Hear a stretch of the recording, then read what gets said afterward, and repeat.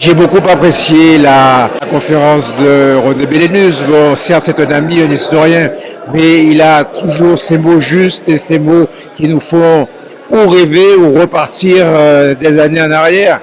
Je sais qu'aujourd'hui, il a beaucoup parlé des politiciens, en particulier du PAPITA. Ça me touche particulièrement parce que ça me ramène effectivement quelques années en arrière. Et tous ces beaux mots me font dire effectivement, c'était mon père, mais c'était un grand homme et j'apprécie que la population puisse l'entendre. C'est un exemple pour Basse-Terre, un exemple pour les jeunes et un exemple, je dirais, pour tous les Guadeloupéens qui veulent travailler. Je l'entendais toujours dire, si vous travaillez, le succès vous attend à l'arrivée. Mais pour ça, il faut se donner, il faut travailler, il faut aimer son peuple et il faut aimer construire et, je dirais, bâtir. C'est pas mentir, j'espère que ça ne les choque pas, parce qu'il y a beaucoup de mes amis, mais ils n'ont pas eu le courage pour défendre Basse-Terre, en tout cas le sud Basse-Terre. Je ne parle pas des politiciens actuels, je parle de la classe politique d'une façon générale. On voit bien depuis la Soufrière et même un peu avant, comme l'a dit René Bélénus, depuis l'histoire du port entre Rivière-Sens et Basse-Terre, le déclin de Basse-Terre et puis toute cette fuite des administrations vers la Grande Terre, c'est inacceptable. Pour moi, c'est un crime. Et je pèse mes mots, c'est un crime, c'est inacceptable. Jamais un politicien ne doit laisser une région se désertifier comme celle-ci. Oui, bien sûr, bien sûr. C'est la fille de ma grande sœur qui malheureusement est décédée.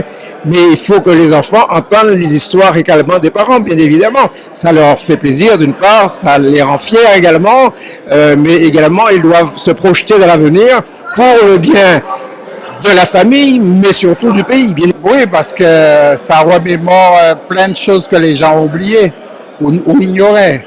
Bon, c'est vrai que dans la salle, il y avait beaucoup de cheveux blancs, donc des gens qui ont vécu cette époque.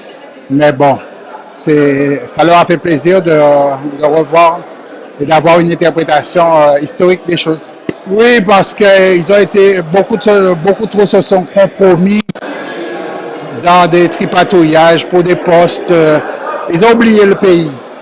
Je crois qu'ils ont oublié le pays, ils ont pensé surtout à eux avant tout. Mais pas les hommes des années 40-50, à partir des années 60. Oui, mais je le rejoins tout à fait. Quand on voit ce que c'était Basse-Terre en 1950 et ce qu'est devenu Basse-Terre, on ne peut que déplorer cette évolution. C'est pas ce dont on rêvait pour Basse-Terre. Nous, les historiens, on est là pour ça, c'est notre métier. Donc, on répond aux sollicitations. Si on nous demande, on vient. C'est-à-dire, ce qui était très intéressant, c'est qu'on a parlé de Rimini Souta, surtout de voir que c'est un homme de consensus. On nous dit bien qu'au Conseil général de l'époque, quand M. Pita était président du Conseil général, il a beaucoup accompagné dans tous les projets. Donc ça nous montre tout de même que ce M. Rimini Souta était vraiment quelqu'un qui voulait travailler avec les autres pour la Guadeloupe. Et ça, c'est important. Oui, et parler de nous-mêmes, j'aime dire, parler du Sud Basse-Terre, c'était important ce soir. Et c'était important que chacun puisse, on a poussé, c'est vrai, un cri en se disant que le Sud Basse-Terre est délaissé, quand on se rend compte qu'on a eu des valeureux hommes politiques qui se sont débrouillés avec les moyens qu'ils avaient pour défendre ce Sud Basse-Terre.